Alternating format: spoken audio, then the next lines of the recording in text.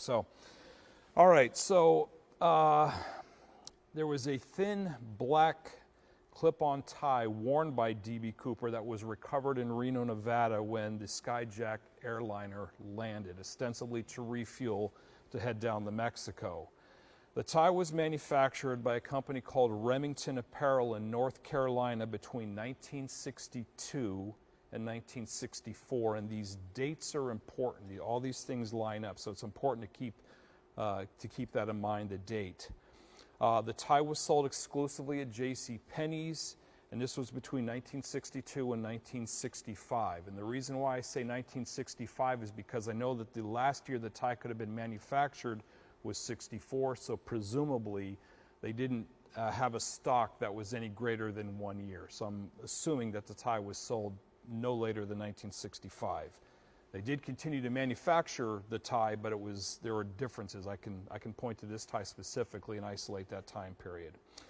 The tie was analyzed by the FBI in the early 70s, and very little evidence was procured, obviously, the early 1970s. However, in the early 2000s, there was a paleontologist named Tom Kay, a private citizen, who was actually granted special access to the tie as well as some of the other evidence.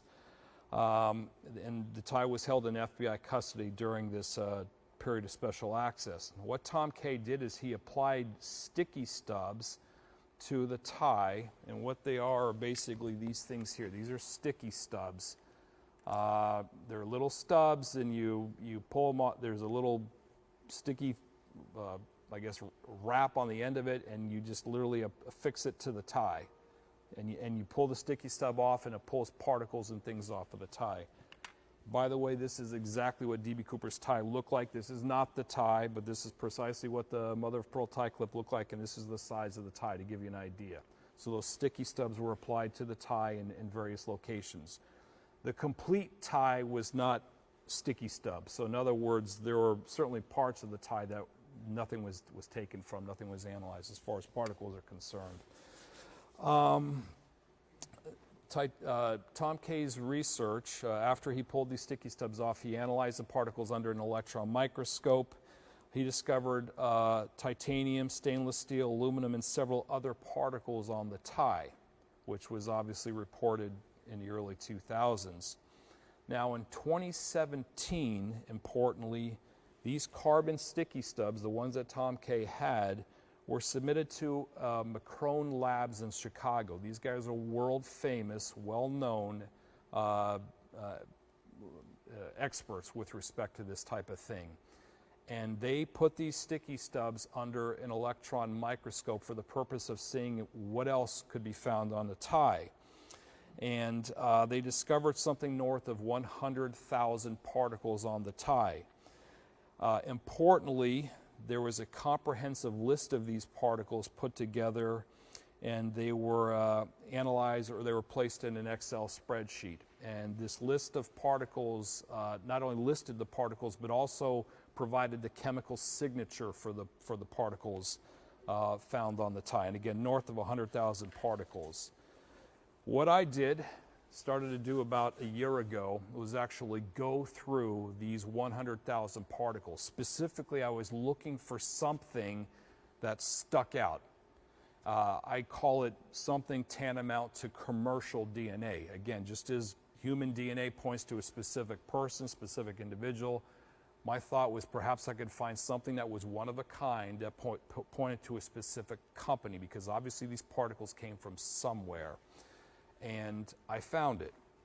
A few months ago, I found 3 particles of an exceptionally rare titanium alloy. It's actually titanium and antimony. And it's a very unusual alloy that was experimented with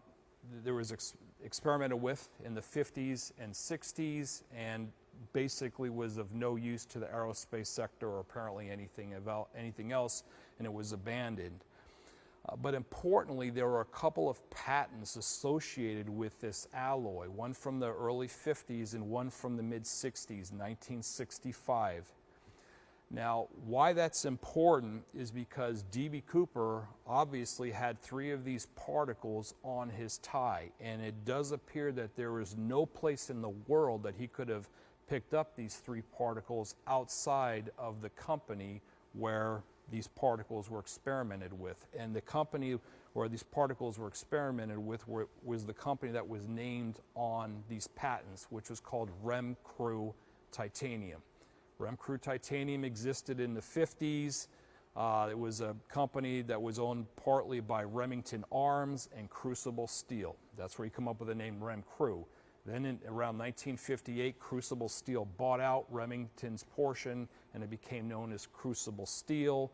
Then in the late 60s, it was bought out by Colt Industries, ironically another arms manufacturer. For our purposes today, I'm just going to refer to this company as Remcrew, even though it's changed names over the years. So what we have here is we have 3 very rare and unique particles, was never commercially produced and never commercially disseminated. It was just experimented with, that came from Remcrew Titanium, and we have patents that back that up. Patents from, importantly, a patent from 1965. Again, keep in mind that D.B. Cooper's tie was manufactured between 62 and 64, so obviously the particles had to accumulate on the tie after the tie was manufactured. So the fact that we have a patent that goes back to 65, I think, is really very important here. The chemical signature for these 3 particles is perfectly identical to what is listed on Macron Labs. So again, there's no reason to think that these 3 particles came from anywhere other than Remcrew Titanium. I think that's a critical thing. In addition to the 3 titanium antimony particles, there were an array of other particles. There was other titanium, not only commercially pure, but alloyed titanium. There was stainless steel, there was aluminum, there were rare earth elements found, and importantly, there was also salt. There was an abundant amount of salt found on the tie. Now, Tom Kay proved that the salt that was found on the tie is not the kind of, is not table salt. It's not the kind of thing that you would find at McDonald's on your French fries. This is more of an industrial type of salt, and there was an abundant amount of that on there. So this is also very important here. When we're talking the tie particles, there are 2 broad categories of tie particles. We have tie particles that appeared to come from a lab, a research lab, very small particles, and we also have some tie particles that appeared to come from a shop, a machine shop. There were some very small coiled pieces of aluminum. There's one particle, and we have a photograph of this, one particle that's of stainless steel that has a titanium smeared into it. So it does appear there was some sort of mechanical application there. So again, particles that came from a research lab, as well as particles that appeared to come from some high-end, sophisticated manufacturing shop. Remcrew Titanium was a major supplier of specialty metals to Boeing for both their military and commercial aircraft. This included the Boeing 727. Notably, the 727 first rolled out November 27th, 1962. The first flight was February 9th, 1963, and it entered service with Eastern Airlines February 1st, 1964. So again, those dates, that early 60 time frame seems to constantly reoccur here. Remcrew was eventually sold off into several pieces. One of these pieces was known as Crucible Industries. Crucible Industries, what it is now is, or what's left of it basically, is based in Syracuse, New York. Now, I had a conversation several months ago, I believe it was April, with the president of Crucible Industries, and talked with him about the tie and specifically the particles that were found on the tie. And this gentleman said that based upon his experience, whoever wore that tie appeared to come from a research lab and appeared to come from a titanium research lab, given the abundant amount of titanium that was found on the tie. Remcrew Titanium's research lab was located outside of Pittsburgh, Pennsylvania, in a place called Robinson Township, just a suburb of Pittsburgh there. The Robinson facility building their lab opened in 1964. And in addition to having a research lab in the Robinson facility, there was also a metal shop as well. And I'll just leave it at that. I'll kind of just fill that in a second here. So in recent months, I managed to get a hold of a gentleman who was a retired supervisor at the research lab and worked in the titanium division of that lab as well. And I managed to learn a lot about REM crew titanium, and specifically the titanium research lab. By the way, this gentleman that I spoke with worked with REM crew from the 50s into the 90s, so he was there the entire time. So among the things that I learned from him is that the titanium research lab, again, which is where D.B. Cooper appears to have come from, the titanium research lab consisted of about 8 men. That's it, a very small universe of engineers that worked in the titanium research lab. And these men in the research lab, by the way, did wear ties. And then we have photographs of guys in the research lab wearing ties. And so we know for sure that they were wearing ties, which is obviously a critical component because D.B. Cooper obviously was wearing a tie. Now, there were assistants as well that numbered more than 8. The assistants did not wear ties. So it's just the research lab engineers themselves that wore ties.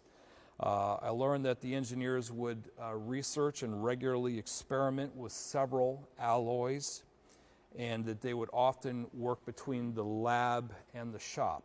The engineers would create something in the lab, they would go to the shop, have it cold rolled, drilled, things of this nature. So that wasn't uncommon for these guys to be going back and forth. And again, it makes sense when you consider that D.B. Cooper's tie was a clip-on tie. Obviously, anything other than a clip-on tie would be exceptionally dangerous to be wearing around any type of machinery, any type of apparatus. I also learned, and this is important, that there were a limited number of engineers who would travel to Boeing on a regular basis through the course of their business. Again, REM crew had a significant amount of business that they conducted with Boeing. Among the conversations that I had with this retired supervisor, I described D.B. Cooper's appearance. I let him know this is what I'm looking into. It appears that D.B. Cooper came from this place.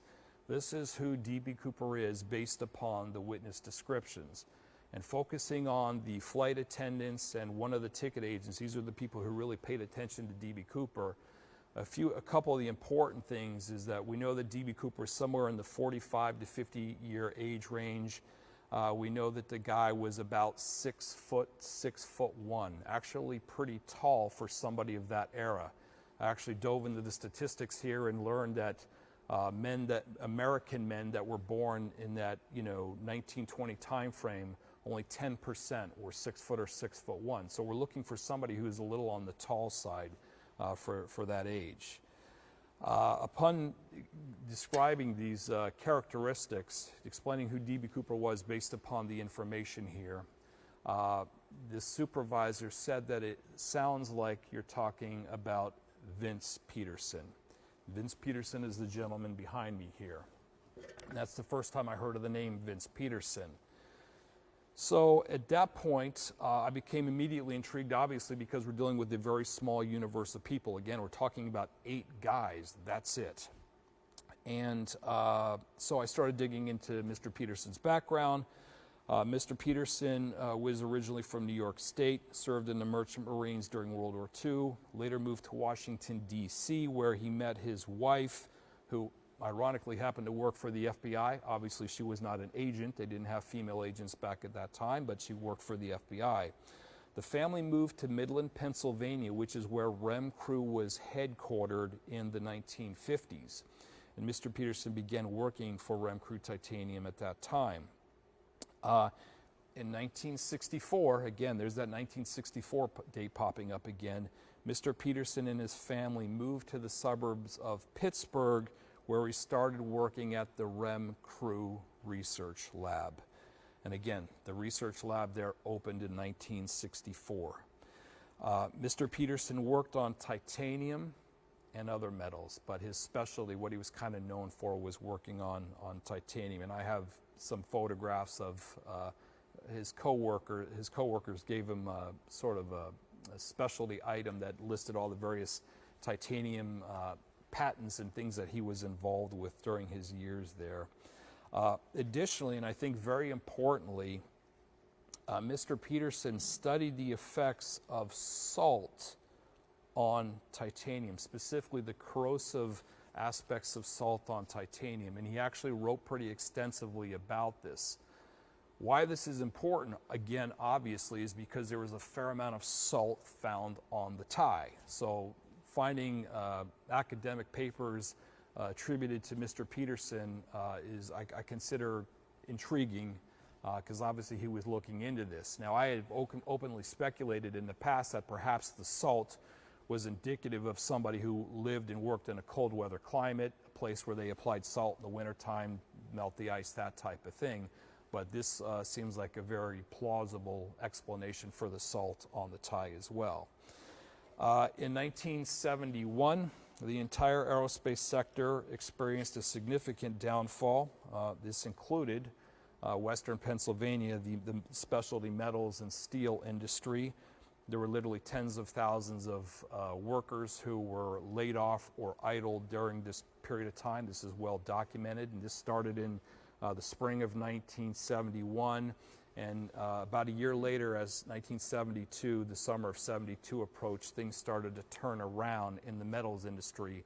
Boeing obviously had problems that persisted for many years, and obviously Boeing as well had a significant number of layoffs in 1971 specifically, which again, this is when the skyjack